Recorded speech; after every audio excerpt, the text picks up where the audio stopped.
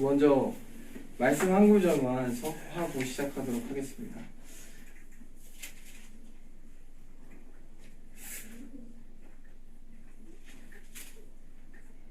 마태복음 5장 13절에서 16절을 한번 다 같이 성경 읽으시면 다 같이 한번 읽고 시작하도록 하겠습니다.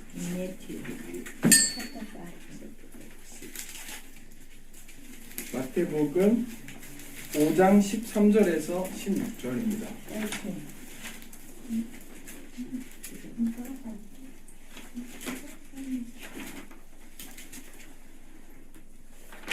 13절이요? 네, 13절에서 13절만 함께 읽도록 하겠습니다. 마태복음 5장 13절 시작. 너희는 세상의 소금이니 소금이 만일 그 맛을 잃으면 무엇으로 짜게 하리요?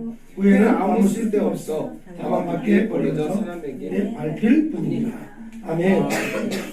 제가 사실은 차별금지법에 대한 내용을 이제 스피치하기로 준비를 했는데 조금 더 말씀드리고 싶었던 게, 저는 사실은 이제 교회를 나오고 신앙생활을 하면서도 왜 교회가 정치에 참여해야 하는가, 그러니까 왜 교회가 말씀만 전하고 예배만 할 것이지 왜 정치에 관여를 하는가, 그러니까 나라 돌아가는 거에 대해서 왜 이렇게 관심이 많은가에 대해서 고민을 했었어요. 근데 그리고 그 당시에도 제가 유튜브 영상을 몇 개를 찾아봤었어요.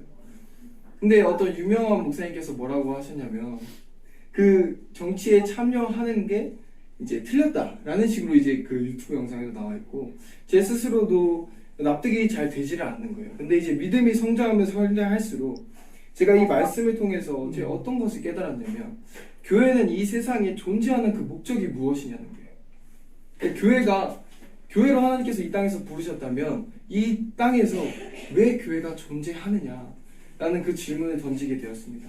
근데 그 교회가 이 나라에, 이 땅에, 이 마을에, 이 동네에 존재하냐, 왜 존재하는 그 이유에 대해서 하나님께서 이렇게 말씀하고 계셨던 거예요. 너희는 세상의 소금이니 소금이면 맛을 내어라. 우리가 내는 맛은 선한 맛입니다. 아멘. 우리가 내는 맛은 하나님 나라의 맛입니다. 그리고 그 맛은 바로 하나님의 법입니다. 결국에 하나님의 뜻이고 하나님의 말씀이고 진리를 우리는 외치기 위해서 사는 거지 않습니까? 근데 제가 생각했을 때도 말씀은 교회에서만 들었으면 됐지 왜 세상에서 그 말씀을 강요하느냐, 그것은 바로 종교 행위에 불과한 것입니다. 정말 크리스천이라면 교회 안에서만 우리가 말씀을 듣고 교회 안에서만 예배를 드리는 것이 아니라 세상의 풍조가 악하게 흘러간다면, 예를 들어서 교회에서 우리가 배우는 말씀이 동성애는 나쁜 거야 라는 것을 배우고 그것이 진리가 맞는데 세상에서는 그것과 상관은 없이 동성애가 맞아, 동성애는 죄가 아닙니다 라고 세상이 흘러간다면, 우리는 교회 안에서만 예배드리고 세상에서는 침묵하는 크리스천이 아니라 세상에서 외치고 그 악한 어둠 속에 빛을 내야 되는 줄로 믿습니다. 우리가 그렇게 교회로 부름받은 것에 저는 정말로 감사하게 생각을 합니다. 제가 사실은 1년 전쯤에도, 그러니까 몇 개월 전에도 예국 스피치를 몇 번을 사실 한 적이 있었어요. 근데 그 당시에는 솔직히 순종하는 마음으로 그 자리를 섰던 것 같아요. 근데 지금은 하나님께서 제게 부르주셨습니다.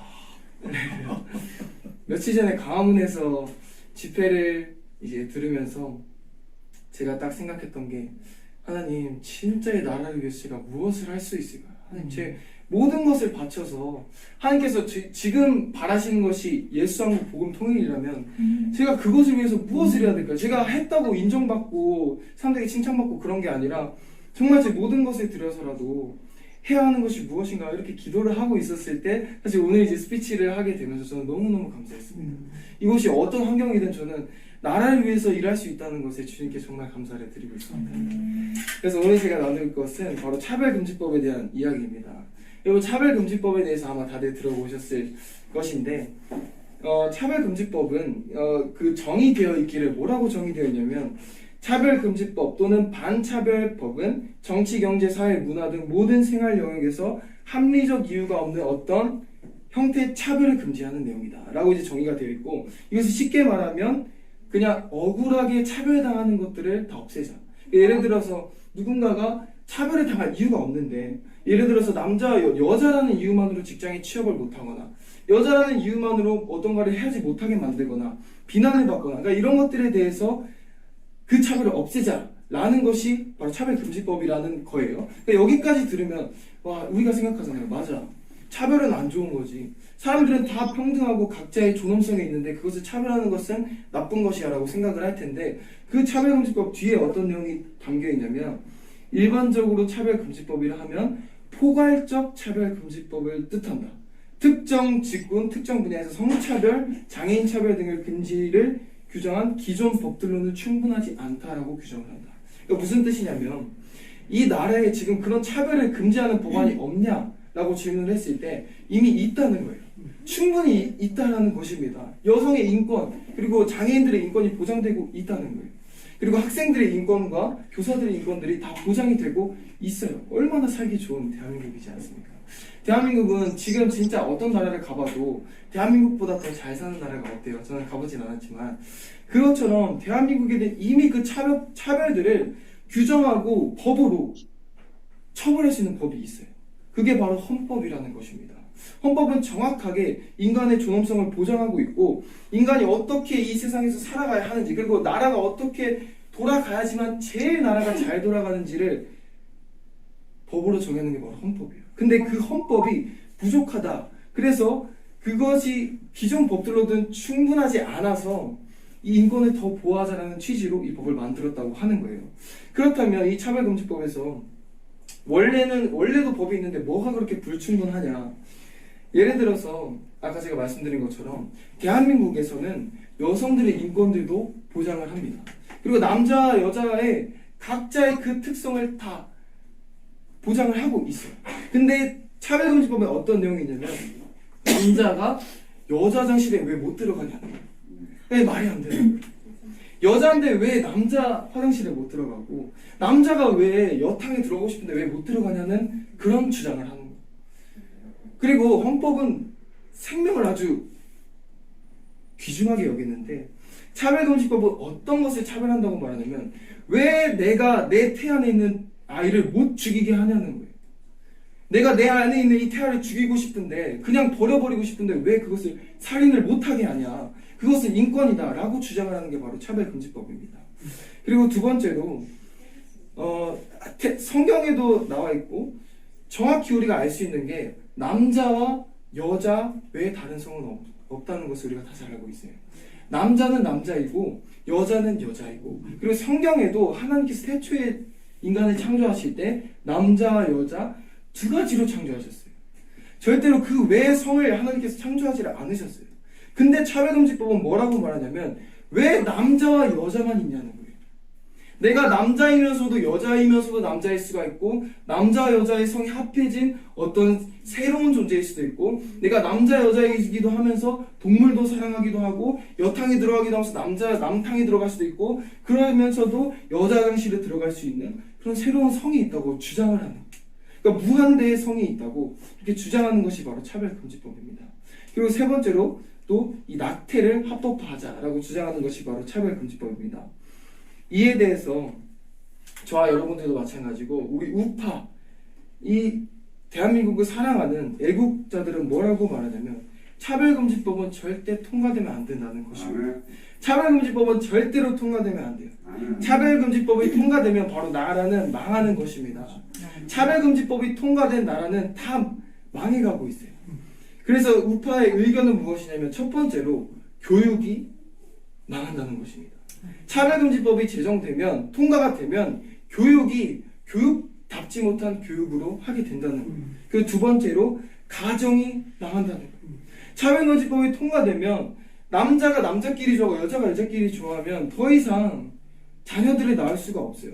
가정은 깨어지게 되고, 그리고 차별금지법이 통과되면 또 어떤 경우가 벌어지냐면, 어떤 자녀가, 여자 딸 아이가 내가 남자가 되고 싶어서 어머니에게, 어머니 제가 남자로 변하고 싶어서 성전환 수술을 받고 싶어요 라고 말씀을 드렸을 때, 정상적인 사람이라면, 또 정상적인 부모라면 당연히 그것을 말리게 되어 있겠죠. 왜냐면 딸 아이가 아들이 된다는 것은 틀린 거니까, 상식적으로.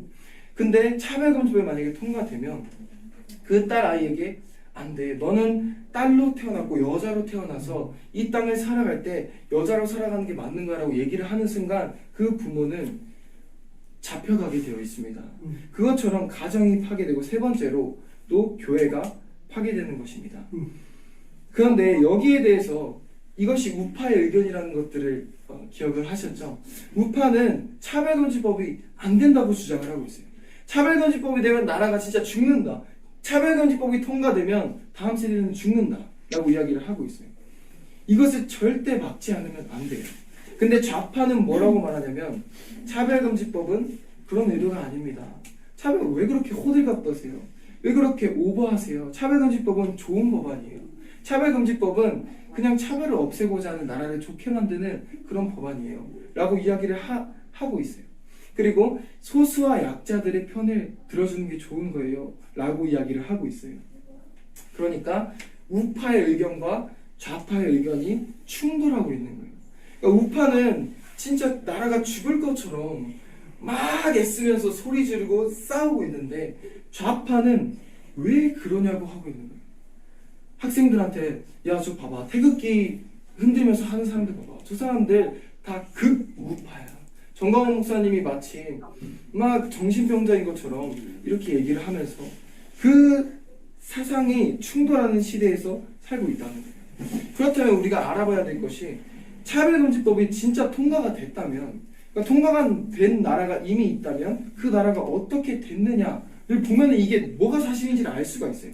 그러니까 대한민국이 지금 차별금지법을 통과를 하고 있고 좌파 우파 의견이 서로 갈리는데 다른 나라에서 차별금지법이 통과됐을 때 어떻게 됐는가라는 것을 우리가 보면은 지금 어떤 주장이 맞는지를 알 수가 있는 거예요. 차별금지법이 진짜 위험한 법안인지 아니면 우리가 호들갑 떠는 법안인지라는 것을 알 수가 있다는 거예요. 그래서 제가 영국의 예시를 하나 들어드리고 싶습니다. 영국에서 4가지 사례를 들어드리고 싶어요. 영국은 몇 년 전에 이 차별금지법이 통과가 됐어요. 근데 영국에서 어떤 목사님께서 이렇게 거리에서 딱 설교를 하고 계셨어요. 그리고 10분 지나자 무슨 일이 벌어졌는지 아세요? 경찰이 와가지고 그 목사를 체포해요. 이건 말이 된다고 생각을 하십니까? 나라에서 목사가 길거리에서 설교하는 것을 체포를 한다는 거예요. 우리 크리스천들이 살아있는 이유가 뭐냐는 거예요. 전도하기 위해서 살아있는데 전도하는 순간 잡혀간다면 저희는 그 나라에서 살 수가 없는 거예요. 세례 요한이 했던 것은 단 한 가지였어요. 예수님 다시 오시기 전에 예수님이 오실 것입니다. 여러분들 회개하세요. 여러분 예수님이 오십니다. 외치는 거예요. 외치는 것이 우리의 단 한 가지 살아있는 이유인데 외쳤을 때 잡혀간다면 그 나라에서 우리가 살 수 있겠습니까? 그러니까 외쳤는데 실제로 영국에서 목사님이 설교를 한 지 10분 만에 경찰이 와서 체포를 해갔어요. 그 이유가 뭐냐면 당신의 설교가 어떤 사람들을 차별했습니다. 당신의 설교로 인해서 어떤 소수가 위협과 공격을 느꼈습니다. 라면서 목사를 체포해갔어요. 그 두 번째로 어떤 일이 있었냐면 남성인 사람이 있었어요. 몸도 튼실하고 힘도 세고 이런 남자가 있었는데 그 사람이 범죄를 저질러서 교도소에 가게 됐어요. 그러면 남자라면 당연히 어떤 교도소에 가야 되죠? 남자 교도소에 가야 되잖아요. 근데 그 남자가 자기가 성전환 수술을 했으니까 여성이니까 근데 여자 교도소에 갈게요 라고 주장을 한 거예요. 영국 입장에서는 영국의 그 나라 입장에서는 그 사람을 차별하면 안 되니까 여성 교도소에 그 사람을 보낸 거예요. 그리고 어떤 일이 벌어졌는지 아세요?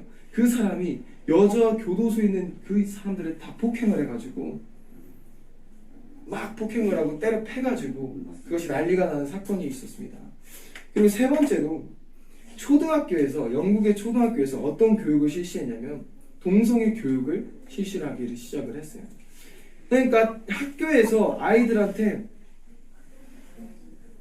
너희는 남자와 여자이지만 남자와 남자끼리 사랑해도 되고 여자와 여자끼리 사랑해도 되고 너희가 여자지만 남자가 되고 싶으면 그 성을 바꿔도 돼 라면서 그것을 교육했다는 거예요. 그리고 또 뭐까지 했냐면 초등학생들이 할 수 있는 퀴어 축제까지 열었다고 합니다. 그리고 결국에 10년 뒤에 영국에 어떻게 됐냐면 10년 뒤에 성 전환을 하는 그러니까 성전환 수술을 하는 그 아동이 10년 동안 25배나 증가했다고 합니다. 이 교육으로 인해서 남자가 남자로 살아가고 여자가 여자가 살아가야 되는데 그 아이들이 성전환을 해버리는 아이들이 25배나 증가했다는 거예요. 교육을 하기 전에, 동성애 교육을 하기 전이랑 동성애 교육을 하고 난 후가 그렇게 달랐다는 거예요. 제가 최근에도 SNS를 진짜 가끔 보는데도 요즘에는 트렌드가 뭐냐면 남자가 가발을 쓰고 나오는 게 트렌드예요. 그래서 그게 너무너무 많아요. 남자가 여자 옷을 입고 막 나와서 막 노래 부르고 이런 게 유행인가 봐요. 저도 그거를 보면서 야, 나도 저거를 몇 번 보면 남자가 남자인지 여자인지 헷갈릴 수 있겠다라고 생각을 했는데 진짜 이것이 만약에 교육으로 된다면 우리 아이들은 헷갈리게 되는 거예요. 와, 나도 남자를 좋아할 수 있나? 그러면 어떻게 되겠어요? 반에서 이제 좀 멋있는 남자 친구가 있으면 갑자기 그 아이가 멋있어서 내가 저 아이를 좋아하게 되나? 그래서 동성애를 갑자기 막 하기 시작. 이런 것들이 영향을 끼친다는 것입니다. 그렇게 이 영국의 사례를 보면 우리가 정확히 알 수가 있어요. 누가 거짓말을 하고 있냐는 거예요. 지금 이 나라에서 딱 두 가지로 나뉘는데 첫 번째는 차별금지법 절대 안 됩니다. 차별금지법 되면 이런 현상들이 반드시 나타날 것입니다. 절대 통과되면 안 되고 차별금지법이 통과되면 아이들은 죽습니다. 라는 의견이 있고 두 번째는 차별금지법이 돼도 괜찮아요. 차별금지법 좋은 거예요. 차별금지법 돼도 아이들은 잘 크고 잘 삽니다. 라는 두 가지 의견이 있는데 여러분 영국의 사례를 들었을 때 무엇이 진리라고 생각이 드십니까? 다 아시겠죠? 누가 거짓말을 하고 있는가? 차별금지법은 반드시 인간의 존엄성과 가치를 없애는 것입니다. 차별금지법이 제정되면 나라는 망하게 되어 있습니다. 차별금지법이 제정되면 절대로 교회는 살아있을 수가 없어요. 차별금지법이 제정되는 순간 다음 세대의 미래는 사라지는 것과도 마찬가지입니다. 그래서 마지막으로 차별금지법은 절대로 통과되어서도 안 되고 차별금지법이 제정되려고 하는 이 악한 사상들이 교육들이 실시되고 있을 때 우리 크리스천들이 이것을 외치는 절대 타협하지 않는 그런 믿음의 저와 여러분들이 되시기를 제가 축복합니다. 네. 감사합니다.